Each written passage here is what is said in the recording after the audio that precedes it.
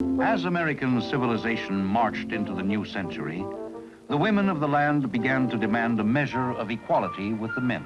The path for women fighting to gain the right to vote in America was a long and difficult one. It took decades of struggle by activists like Susan B. Anthony, Elizabeth Cady Stanton, and Lucy Stone.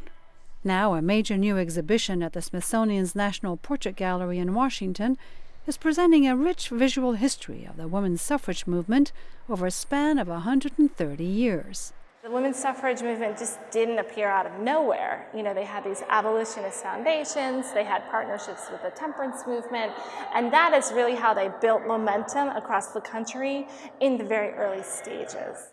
The 7-room exhibit features more than 120 objects from 1832 to 1965. Photographic portraits and paintings, books, banners, and posters provide an in-depth look at the people and events that helped shape American history. How many people know, for example, that Victoria Woodhull was the first woman to run for president on a third-party ticket in 1872? Or that activist Lucy Burns served 6 different prison sentences for picketing the White House? And that a group of American women staged the first major nonviolent march on Washington in 1913.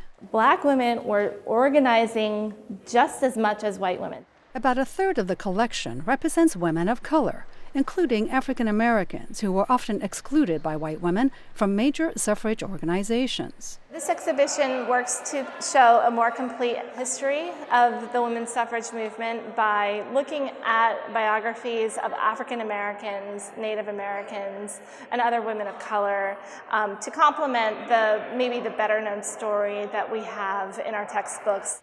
African American women like abolitionist Sarah Parker Remond, who filed one of the earliest lawsuits protesting race segregation, Ida B. Wells, who advocated for federal laws against lynching, and Mary Church Terrell, who established the National Association of Colored Women. Today, American women have immense political power. They make up a huge voting bloc.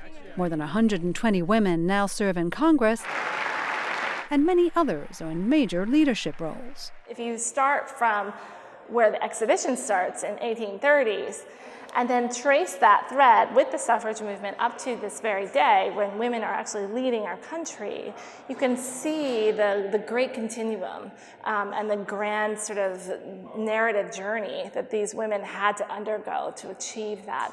And I'm really excited to see what happens from here on. Julie Taboh, VOA News, Washington.